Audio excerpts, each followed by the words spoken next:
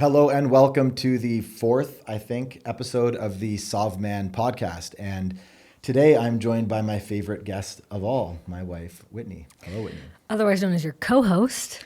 Also my co-host. Yeah, I guess we're actually, she's a co-host, not so much a guest. So we're going to be running this one together and we're going to make this regular. So we're going to be doing, basically we're going to take a bunch of questions that y'all have submitted on Instagram, and then we're going to give longer answers and kind of discuss them through from both my perspective and Whitney's perspective.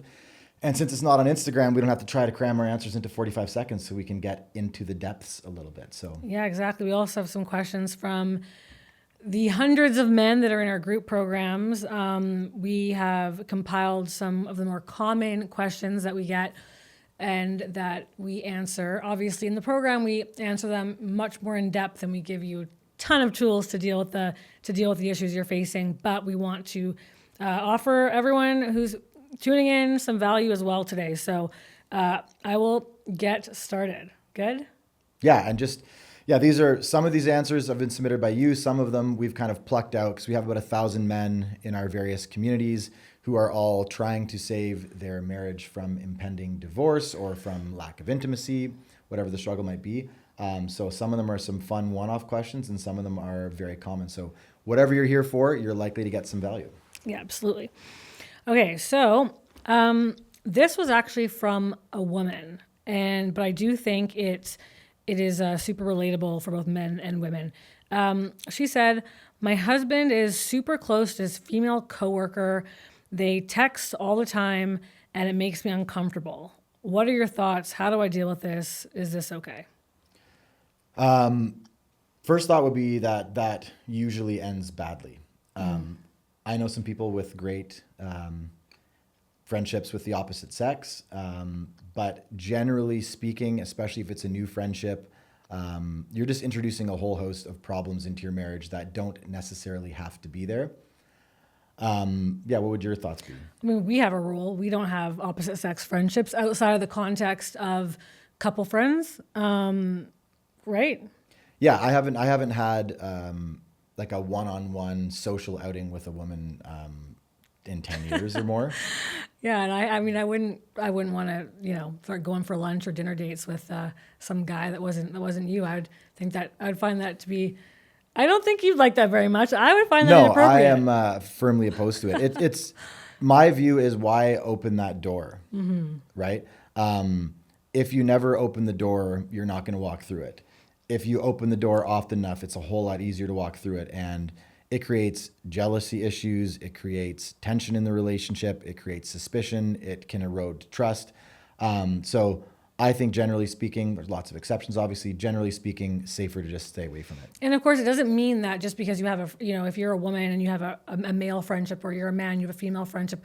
We know lots of people who have opposite sex friendships, and they are wonderful, and they're total buddies, and nothing has or will ever come of it. It's just, you, as Matt put it, you are potentially introducing conflict. It doesn't mean that an affair is going to happen, but it can introduce conflict into your relationship, right? It can introduce insecurities. Yeah, and no matter how much you love your partner, none of us are above catching feelings in the right context. Right. So if you are going to do that, public places, lunch dates, I strongly recommend avoiding alcohol, because you'll love your wife the same when you're drunk, but you won't care about the consequences of what you do when you're drunk in the same way. We see inside of messy situations on a daily basis, and so many of them start out as totally kosher friendships that evolve into more over time, or even long-term friendships that have been nothing for 5 or 10 years, but then there's a tough time in the relationship. You start talking about your relationship problems with your opposite sex friend, and then all of a sudden that's a shoulder to lean on, somebody who understands you, somebody who empathizes with your point of view. And then, when you are at that moment of weakness, when you're feeling down, you're feeling hurt, this person's always been there. And then, especially if there's alcohol, boom, something happens. So, my rule is no. And I think that's the safest rule. Yeah, and so how would the wife in this instance, what advice would you give her to deal with that situation? Because bringing that up to your spouse can be really tricky. It can feel like you're impeding on their freedom and on their, their friendships, Yeah, that'd be the same thing I recommend to everybody. It's like, bring it up, talk about it, and before you bring it up with your spouse, spend some time, even if it's with pen and paper, and write down, what am I really feeling? What do I really need to say? And think about it in these terms. If you don't say what you need to say, you're betraying yourself. So sometimes it's hard to say what you need to say because you don't want to come across as insecure. You don't want to come across as needy. You don't want to offend the other person, whatever. So you end up betraying yourself in order to protect this other person's feelings. So take out a pen and paper, talk to somebody you trust, and say, what are the things I need to say? What are the feelings that I need to bring up? What are the appropriate boundaries that we would need to put in place in order for me to feel comfortable about this? And then have that discussion. And if it's uncomfortable, if it's awkward, if it's terrible, if you guys end up getting in a fight, great. Just fight until you resolve it, right? Mm-hmm. Fight in a healthy way, turn into a discussion and a negotiation rather than a volatile emotional thing. But if there's some tension, that's fine. There's going to be lots of tension in your relationship. Work through that tension until you're both happy at the end. And maybe that takes you a month of discussions, but at least by the end of that month, you're in a place where both of you are happy with the outcome. And you'll be amazed at how far you can compromise and still be happy if you actually take the time to talk it through. So I'd say, yeah, bring it up, air it out. Darkness grows in the shadows. Don't keep it in the shadows. Shed some sunlight on it. Awesome. Okay. Next question. My wife always complains about her workload at home, but I do so many things at home to ease the long list of chores to do, but it never seems to be enough. Okay. So I love this one. The reason why it doesn't seem like enough is because there's something else missing in your relationship. You will not serve her by doing tasks to such a great degree that she all of a sudden becomes happy with you. And if there's something emotionally missing in the relationship and you complete 99 out of 100 tasks on her list, she is going to just focus on the one thing that's missing. Or if you complete 100 out of 100, she's going to point out the things that you didn't get exactly right or perfect. But if she's emotionally really safe and really fulfilled in the relationship, number one, you're probably not going to get 100 things on that task list. But even if, let's say, you get 5 things on the task list and you do 2 of them, you're going to get an immense amount of appreciation. So earning your way towards love never works. It's only going to cause a lot of resentment and a lot of toxicity that gets built up in the relationship. So what I would recommend is figuring out, why is she demanding that you earn her love through tasks, and why are you okay with that? Because there's some underlying dynamic in the relationship that's obviously not working for either one of you. And if you try to earn that through doing tasks, she's just going to look at you as a shitty employee. She's not going to look at you as a man that she respects and loves and wants to lead her, wants to rely on. And she's going to treat you like a shitty employee. And that's a very emasculating feeling. And so what's going to happen is, even if you complete everything on the list, neither of you are going to get what you want in the relationship. So what you're saying is there's an underlying lack of either emotional safety, support, or underlying lack of feeling support or feeling seen. And she's taking those feelings and she's turning them into tasks. Like she's communicating those needs in the form of, I need more things to get done. But the reality is there's something beneath that surface. Yeah, that's a great way of putting it. Yeah, she's trying to fill some hole in the relationship by saying, well, maybe I would feel loved in the way I want to feel loved if he did all these things. Or I'm feeling overwhelmed and stressed all the time. Maybe if he got all of these things done, then I would no longer feel overwhelmed and stressed all the time.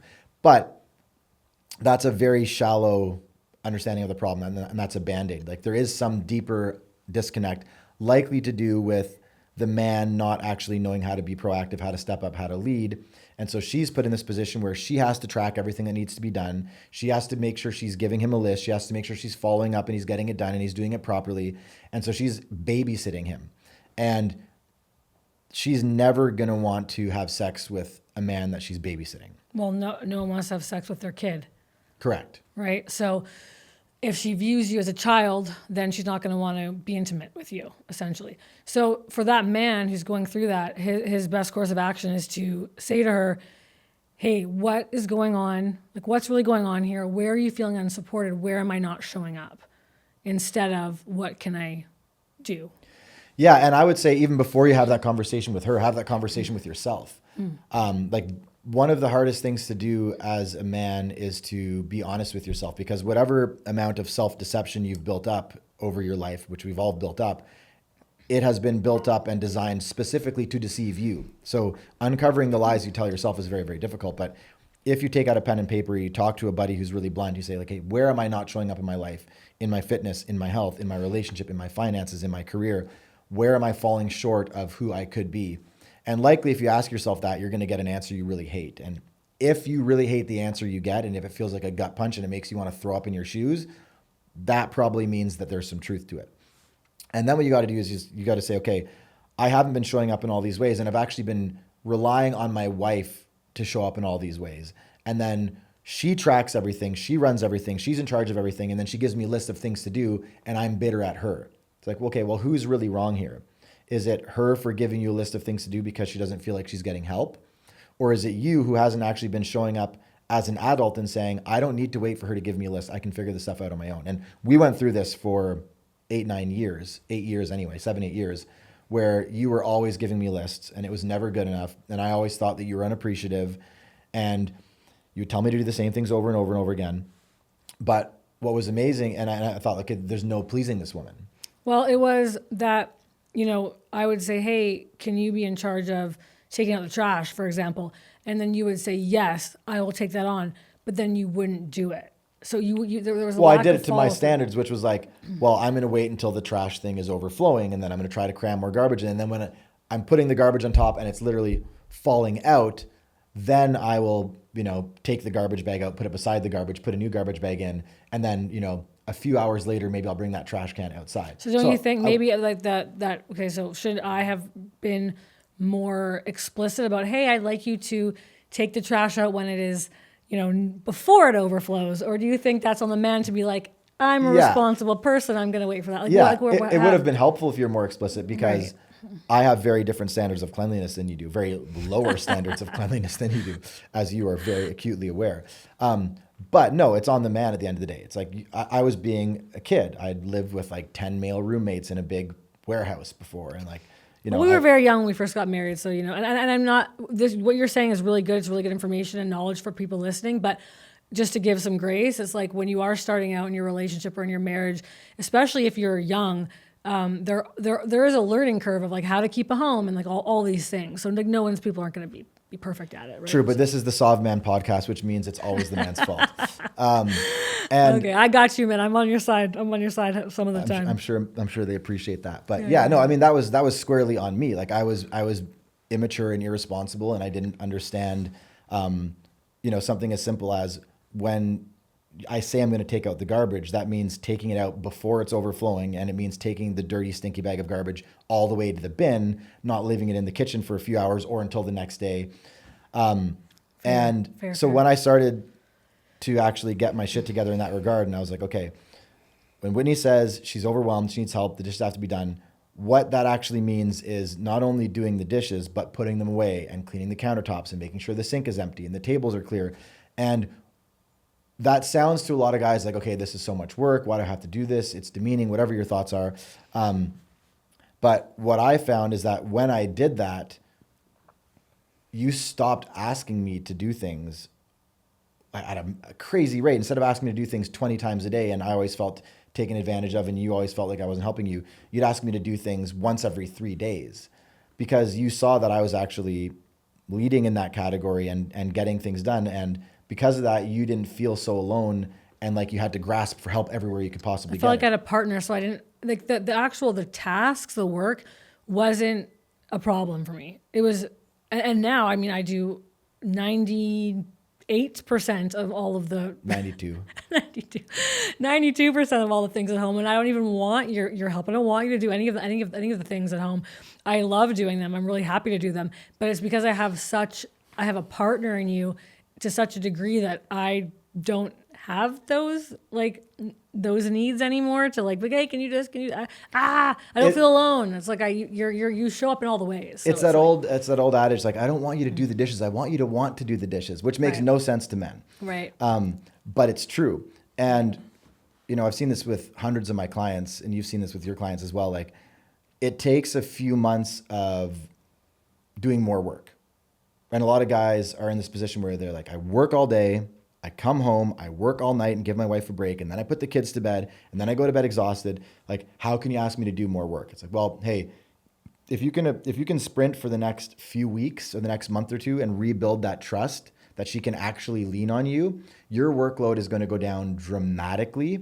And the further your workload drops, the more appreciative she's going to be. It's crazy how it works. So put in that initial work to be like, hey, I am a man. I can handle my own shit. I don't need to be told what to do all the time. Watch me figure this out on my own like a big boy. And as that happens, well, maybe you should explain this because you actually have that experience, but you get to relax and not feel It's just about needs so not strongly. feeling alone, like feeling like I have a partner in you, right? As soon as I feel that way, because everything that goes on with women is about how they feel and how they feel in the moment. Their feelings dictate their reality. And so, and that can be frustrating, and that's cool. Be frustrated, but like that, it is what it is. So, and you want to be married to a woman, this is how it's going to be. Gay marriage is legal. Gay If you marriage wanna is be married legal, to a man, absolutely, totally 100%, fine. absolutely. Do your thing. But women, they are led by their emotions. So, so if we feel like you support us, if we feel like you want to show up, if we feel like you're gonna take care of the things you're gonna take care of, then we kind of just stop needing the things as often because we feel secure in our connection with you and in our we feel safe with you. Truly, I mean, everything really comes down to safety. You're going to hear us talk a lot about safety over like in every single podcast we do, I imagine, because for women, feeling safe is everything. It is the core of our being. It is the core. It is the secret code to intimacy. It is the key to a happy relationship. It is the key to everything. And once you realize, understand how we interpret feeling safe and how to make us feel safe, which is really not that difficult. It just seems complicated because you're a man and you're not a woman, so there's a learning curve. But once you figure it out, it is so easy, and you reap the reward like thousandfold. 1,000 times. Yeah, and we can talk a lot about that, and I'm sure And we will. will but absolutely in staying future on- podcasts and things. But today we'll stick to questions. Staying on that, one thing I wanted to mention too is part of why you ask me to do so little around the house now. And again, this was like a nonstop fight for us for almost 10 years. Part of why you ask me so little now is if you ever do ask me, the answer is going to be yes. Yeah. Right. So if Whitney ever comes to me, she's like, hey, I'm fried right now. Could you like clean up the kitchen, do the dishes, put the, whatever. I'm like, yeah, the answer is always yes. And that's because I want to serve you. I want to take care of you. I want you to make you feel like you're protected, not only against bad guys breaking into the house, but against My own internal fatigue, chaos. your own internal chaos. Yeah. Yeah. The emotional storms that you're going through. And so when I noticed that you actually trusted me to say yes and to do a good job when you asked me things, you stopped asking me for things in a crazy way. So yeah, anyway, all that to say, put in that upfront effort, be a big boy, take the lead, be proactive. Don't wait for the list from her. Make your own list, get it done, and watch how you stop getting the lack of appreciation and the pestering and the nitpicking, and you start getting the appreciation, the intimacy, the wife that you actually want. Sweet. Okay, so this one, it says, a dude put his hands on my wife at a bar, and I stood up for her. He swung at me and we fought, and he ended up knocking me out. Ever since my wife has been really cold, and we haven't had sex. It's been 7 months. I'm still proud of myself, even though I lost, but I'm worried I can't recover in my marriage. Yeah, that's a rough one. Very, very rough. I would say, again, and this is going to be a common theme, there's probably some other underlying dynamic in the relationship that pre-existed that event. And I'm also just going to interrupt here because I had this conversation with a male client literally yesterday. When a man lets his emotions take over, even if he's doing a masculine act, so fighting, right? Combat, these are masculine acts. If you are doing it in an uncontrolled manner, like you are emotional, you lose your cool, that is feminine. You are being feminine because you are losing control. You're allowing the chaos of your emotions to take over. Women are not, especially women who want to be in their feminine, are not attracted to men who lose their cool. Like, this is not attractive to watch a man lose his cool in a bar and like punch a guy. I'm imagining her husband was also drunk. Mm-hmm. So you're drunk and you're sloppy and you're fighting in a bar. These things are not attractive. Maybe if she's 20, but not to a grown woman. And it's because we recognize that this loss of control can translate in so many other ways in our life. It creates all kinds of levels of lack of safety for us. And I don't know why it's lasting 7 months. Like, that should have been a conversation. There are so many ways that they could have dealt with that. I imagine he doesn't have the tools to deal with that, to have that conversation. I don't know who this person is. But yeah, like getting into a fight, losing your cool, and being chaotic, it's a feminine thing to do. It's not attractive. I think that's a brilliant response. Yeah. I would imagine it's not that he stood up for her heroically and lost, because that would not turn a woman off. No, it's of course likely not. that maybe the situation could have been de-escalated and he just was drunk and, made it worse than it was. And so, yeah, there's probably some underlying issues with emotional sovereignty, with confidence, with the ability to stay calm in the middle of a storm. And it was the fact that you lost your calm in the middle of a crisis, and handled it poorly. That was probably the thing that upset her more than actually losing the fight. And I suspect that's probably been a dynamic in the relationship for a really long time. And that was kind of just, the straw that broke the camel's back, where that entire dynamic was distilled into a single moment where she's like, why are you this way? So I would say do some emotional work on yourself, learn how to be calm. Maybe don't drink to the point where you handle situations poorly. Because I've been in some situations, I won't tell the story here, but I remember a woman was basically getting molested, and I was this is back when I was drinking, and I stopped it, and I did so very aggressively and very firmly, but I was totally out of control emotionally when I did it, and it was not I could have handled it so much better. So I'd say, yeah, do that work on yourself. Figure out where's that dynamic where you aren't good in a crisis, where you lack that emotional equanimity to actually stay calm. And then on top of that, as far as the actual physical altercation component, go do jujitsu. Like, spend 6 months getting your ass kicked at jujitsu, because after 6 months, somebody new is going to come in and you're going to kick their ass, and you're going to get After this 6 months in jiu-jitsu, he's going to be more confident than his skill set. Yeah, for sure. But someone will join. I'm looking at our producer here who also does jujitsu. He's laughing, Nodding his but head. you'll get a little bit of swagger, and even if you don't know what to do, because after 6 months in anything, you're not going to be that good. You'll have some skill. You'll have instincts to fall back on. You'll know how terrible you are at fighting. Yeah, you'll be Maybe more you'll likely to de-escalate. avoid it. But I think Yeah. it's just having those instincts to fall back on. So instead of being like, oh, this is a scary situation, it's like you'll have been in a bunch of controlled fights, and you'll have instincts to fall back on, so you won't be as terrified. And you'll at least know, hey, if this does get physical, I know what I'm going to do. Maybe I'm not that good at it. Maybe I'm really bad at it, but I at least know what I'm going to do. And that's a much more empowering feeling than just being like, I'm going to see red and start swinging. The greatest gift I think that jiu-jitsu can give a person, especially in the beginning, is how to be calm under pressure. And so that is something that I think a lot of men, and women, that's a skill you can take away even in the early days of training. Matt and I have been training for years and years now. I'm 7, 8 years. You're what, 9 years jiu-jitsu? Something like that. Yeah. So, and even after all the years of training, the greatest gift I've gained from jiu-jitsu is learning how to be calm under the utmost pressure. Like, like a 200-pound person, and I'm like 130 pounds, a 200-pound person trying to suffocate me and breathing. So yeah, that's a great thing to learn, I would say. Yeah, when you practice being in that state of panic and not letting the panic take over, but letting your instincts and your training take over, then when a real life situation happens, you get almost like unusually calm because you're used to it. And if your wife sees you getting really calm and being really in control in a chaotic situation, even if you get knocked out, she's going to want to jump your bones afterwards, because she saw that, that heroic masculine impulse in you. So again, probably an underlying emotional dynamic in the relationship inside of him that he needs to address, and probably a conversation he needs to have with his wife. And I would say start training, do some sparring martial art, jiu-jitsu, Muay Thai, boxing, wrestling, judo, until you get comfortable in chaos and you have some instincts to fall back on, because your own insecurity about that event is going to stay with you until you feel like you can handle it better next time. So go get your ass kicked for 6 months until you know what you're doing.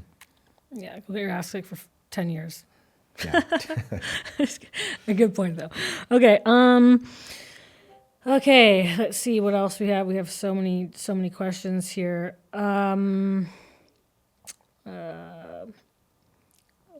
Here, okay. This is more of a statement, but we get this all the time, and so I think it's really a really good one. We're more like roommates than lovers. That's it. That's it. That's it. More of a statement than a question, but we get it all the time. You want to take that one? We're more like roommates than lovers. Yeah. You can start, and then I'll jump Yeah. in. So again, theme you're noticing here with the questions. There's some underlying emotional disconnect going on in the relationship, and that's a really useful thing for men to know about women in general. Is it's never about the thing. It's never about the specifics. It's never actually about the dishes. It's about the underlying emotional dynamic, not feeling safe, not feeling protected, not feeling connected in the relationship.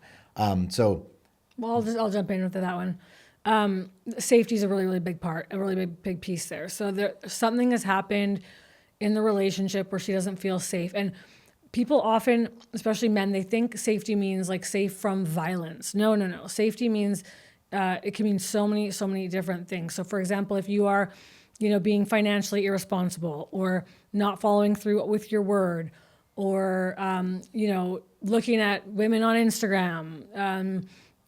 Having somewhat inappropriate, and again, this is subjective, but inappropriate relationships, like being overly close to female family members. And this is a whole other thing we can get into, but obviously there's nothing sexual going on between you and your family members, but women need to feel like they are the most important woman in your life. It doesn't mean you can't love other women, like your mom and your sister, your cousin, your aunt, whatever. Of course, you can love those people, but she needs to feel like at the end of the day, the tiger's coming and he's gonna eat somebody. He wants to eat people. You're gonna save her. Like, she's the one you're gonna protect. And if you're always defending your mom rather than your wife when they get into a minor altercation Right. about where to put the shoes by the door, Right. she's going to assume on this biological instinctual level that you're going to protect your mom. Primordial brain wave. Yeah, you're going to protect your going mom on. over her. Exactly, because we are animals at the end of the day, and we are still operating in a lot of ways as if we're hunter gatherers, and like our evolution has not been that long, and our biology hasn't changed much at all. So, still the same brains that we had. Well, maybe they've changed a little bit. We were not scientists, so I don't want to get into that. Our brains have basically not changed in 250,000 years. From what I understand, that's true. And so these are the types of things that tie into safety for women. So if she is feeling unsafe with you in any of those ways, and my goodness, the list is long. We should have an entire episode on how women. Yeah, you can't said it feel was easy unsafe. before, and I would say it's simple but not easy. 'Cause Sorry, the list I is meant very long. I meant simple. I meant Yeah. simple. Yeah, I use those words interchangeably sometimes, and I shouldn't because that's incorrect. But simple. So if she's feeling that way, she's not going to want to sleep with you. And the core of intimacy for women and wanting to like explore with you and be vulnerable and open up in all the ways comes down to her feeling safe with you. So as soon as you can nail those like safety pieces and ensure that she's that there's nothing in your relationship that's making her feel unsafe, that is how you turn into lovers again and not roommates. Yeah, and a lot of guys think, and a lot of women watch content that says this. If you feel like roommates and the spark is gone, basically you need a new partner. And every marriage that has been around for more than a few years is going to experience some period where the physical attraction goes down. And we've had tons of clients where they have not had sex in years when they start working with us. And a few short months later, they're having the best sex that they've ever had. And just so the guys watching this understand, it's very common for your wife to say, we've never had good sex. I've had good sex with everybody I've ever been with except for you. You're the only person I haven't had connection with. And again, she's speaking from a place of how she's feeling in that moment. And the facts that are relevant to her get filtered through how she's feeling in that moment. And the only facts that can connect how she's feeling in that moment are, well, it's always been bad. It will always be bad. You're the only one. And then that leaves men feeling like they're, somehow really broken and dysfunctional or uniquely unattractive as men. It's how she's feeling in that moment. That could change in 2 months. I've got billionaire clients who are absolutely jacked, whose wives haven't slept with them in years. I've got UFC fighter clients with the same issue. I've got special operators, like the most manly men you can imagine, all having the same issue. It's not about actual attraction. Like serious special forces dudes who are like tall, jacked, and make good money. Yeah, we've got and their wives, a whole bunch of black belt clients and everything. Nothing to do with that. It's nothing to do with physical attraction. It's there's an underlying dynamic in the relationship. It's not that you're uniquely unattractive as a man. She was attracted to you at some point. You can get that back. And there's two ways men get safety wrong. One is they think it's only physical. And they're like, well, I'm a badass. I can protect her, but you don't know how to create emotional safety. Or on the flip side, you're kind of this overly nice guy, passive people pleaser, and you think that being super nice all the time is going to keep her safe. And you kind of covered the first point, but the second one, if you're super, super nice all the time and you're mega people pleaser, she's not getting that sense that you have the capacity for danger. And, speaking evolutionarily, how women handled the problem of danger in the world, whether it's other tribes or natural disasters or predators, is they got a dangerous man to come live with them. And they want that danger to never be, that capacity for violence never to be directed at them, but they want you to have that capacity for violence. And if all she ever sees when you have encounters with strangers, or when the barista gives you the wrong drink, or when there's some tension with your neighbor, is mega people pleaser, that might make her feel emotionally seen in the moment, but it's not going to make her feel like you're the kind of guy that can keep her safe. So the balance is you have to be a dangerous man who's capable of violence, while making it very clear that will never be directed to her in her way at all, which includes anger, punching a hole in the wall. It includes even having an annoyed tone of voice sometimes, because at the end of the day, the average man is going to have, call it 50 pounds on his wife. He's got bigger shoulders, denser bones. He's a man. He's a man, right? So he's bigger, stronger, More capable of violence. Yeah. Oh, look at that. Nice work. And so essentially, when you're angry with her, she's now alone with a predator. And it's amazing. You ask the average man, like, when's the last time, and think about this as you're watching, when's the last time that you were afraid for your safety? The average man will answer, I don't know. And I've asked this to guys who have been in combat and cage fighters, and they all go, I'm not sure when the last time I felt unsafe. You ask a woman that, she's going to say, today, yesterday, maybe last week. Right? That time I was in Walmart a few days ago, and I went down an aisle and there was nobody in that aisle except for one other guy. And it's like, boom, afraid for physical safety. And so they're very, very highly sensitive to safety. And so you can be thinking you're just trying to resolve a fight and you're showing some passion. She's going to interpret that on a biological level as, I'm trapped alone with a dangerous predator who's out of control of his emotions. And that man who I love and respect and I'm attracted to because he has a capacity for violence, I don't sense that he's in control right now, which means that violence could be directed towards me. So even an annoyed tone of voice is going to make your wife shut down or withdraw or try to come over the top to make herself safe, but you're not going to get a safe wife. And if that dynamic is persistent for long enough, you're not going to have attraction in your relationship. So that's the number one breakdown, is safety. It can be from being too angry. It can be from being too soft and passive. It can be from, the list is endless, but it usually has a huge amount to do with safety.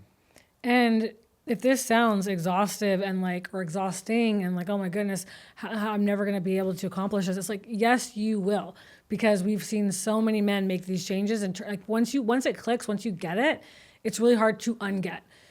We know so many couples now where the women feel so safe. I'm that woman. I feel extremely safe in my marriage and in my relationship all the time, and he's not. I mean, are you working really hard at making me feel safe all the time? No, that's a great point, because when a lot of guys think this sounds so ridiculous, they're like, oh, that sounds like you're being such a simp and everything. It's like, when you first start to practice this, you see the results so quickly, and what you get back in terms of the wife that you want, which is probably some version of soft, feminine, respectful, appreciative. Respect, appreciation, and intimacy. All the things that guys want, yeah. And you see how quickly that emotional safety translates into you getting what you want. It becomes very, very easy to do. Mm-hmm. And the first couple of times, we have a concept called the lighthouse, which basically means when she's having a storm, your job is to not storm. Your job is to be the lighthouse. Lighthouse doesn't sway in the wind. It doesn't storm back. It just guides its shining light. The first time, guys are always kind of reluctant. They don't really know if they can do it. It sounds like so much. And then they come back and they're like, you wouldn't believe it. I was a lighthouse. The fight got resolved so quickly. It didn't escalate. It didn't turn into anything. And we had the best sex we've had in years a couple hours later. And then what happens, and this is so fun to watch, is the guys will come back and be like, yeah, every time we start getting in a fight now, I get a little bit excited because I know how to handle it, which means I know there's a good chance we're going to have really good sex afterwards. And it does work that way, right? And there's such Rip and Beth on Yellowstone, as much as like, you know, Beth is not exactly an attract. She's like a monstrous human, but Most toxic but the couple. and he's like a serial killer. But the dynamic that the two of them have in terms of their masculine and feminine energy is such a good kind of distillation of what it actually is like in real life. Like she gets super crazy, he gets super still and calm. And then that allows her to think, okay, maybe I'll actually calm down. Maybe it's not as bad as I thought. He doesn't seem phased. Maybe it's not that bad. She calms down, boom, intimacy. And that is how it works in real life. Not always that quickly. That's obviously Hollywood, but it does actually work that way. So you very quickly find out the juice is worth a squeeze. Right. Great. Correct. Okay. More questions. I did ask Instagram as well for some questions, so we'll probably have a few of those come in. I'll check those in a sec. Okay. I'll say what I have written here. Actually, infidelity trust. So it sounds like this is a man who had an affair many years ago, and the feelings, the lack of trust from the woman, like those feelings of lack of trust, like randomly resurface, and vice versa. So we have it down. I think maybe it was a bunch of questions and we kind of compiled it into one, where it was like previous indiscretions and then them moving on from them. So apparently moving on from them, but the emotions resurfacing. So it's like, not actually, these people aren't actually moving forward. Okay. So dealt with this a lot. We actually see a lot more female affairs than male affairs among our clients, which kind of makes sense. This guy's trying to save the relationship, right? But we see a lot of this as well. And the best thing that you can do to rebuild trust is kind of let her vent. The worst thing you can do for your wife is if she's feeling hurt, if she's feeling unsafe or not trusting you and she tries to share it and you shut her down and get defensive and get, pissy about it and go into your own kind of feminine emotional storm, that just means she's going to keep that inside and it's going to grow in the shadows. It's going to get bigger. The resentment's going to grow. The disconnect's going to grow. So let her get it out. Like the best thing you can do when she's got something that she wants to share with you, even if it is ridiculous, even if it's offensive to you, even if it's counterfactual, it's like, let her get it out. You can correct her afterwards. Be a big boy. Like, a lot of guys can handle it when their 6-year-old throws a temper tantrum. Their 6-year-old daughter throws a temper tantrum. They can stay patient because they're not threatened by their 6-year-old. They can't stay patient with their grown wife, their grown woman who's their wife, because they're threatened by her. So just recognize it takes a lot of strength to stand in front of the female storm and not react. So see the hurt little girl inside of her. It's easier to be patient with the hurt little girl than the grown woman in front of you. And remind yourself, the more she gets this out of her system, the less it's carried around inside of our relationship for the next fucking 10 years. So let her get it out and be man enough to stand there. Let her, maybe say things in a messy way. You'll have lots of time to correct her when she's no longer feeling out of control emotionally, and be that lighthouse during her storm. It's a tall order. It can be really difficult, but she needs you to have emotional stability in that moment that she obviously doesn't have. And that's a gift that the masculine should offer the feminine, is more emotional stability than she has access to at times.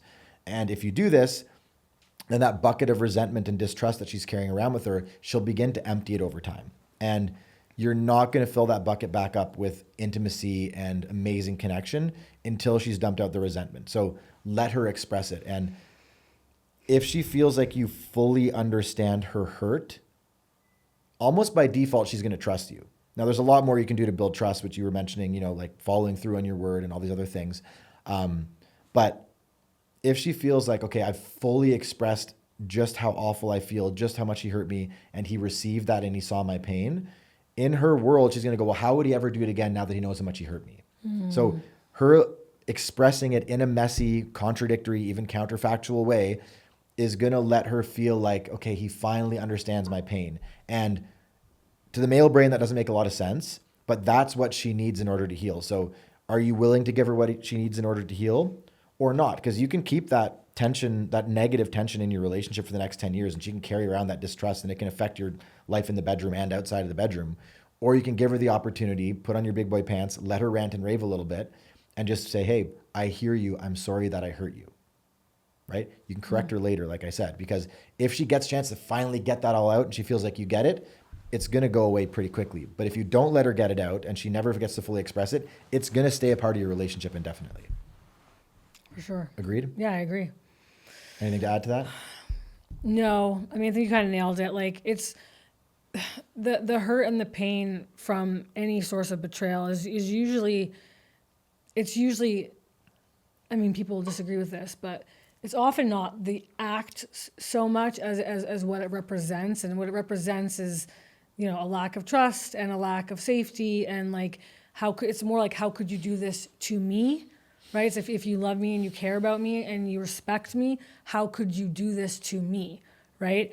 And then of course our minds go to like the details and all that kind of stuff. And then it gets, that's very, very painful and kind of disgusting, or it disgusts you.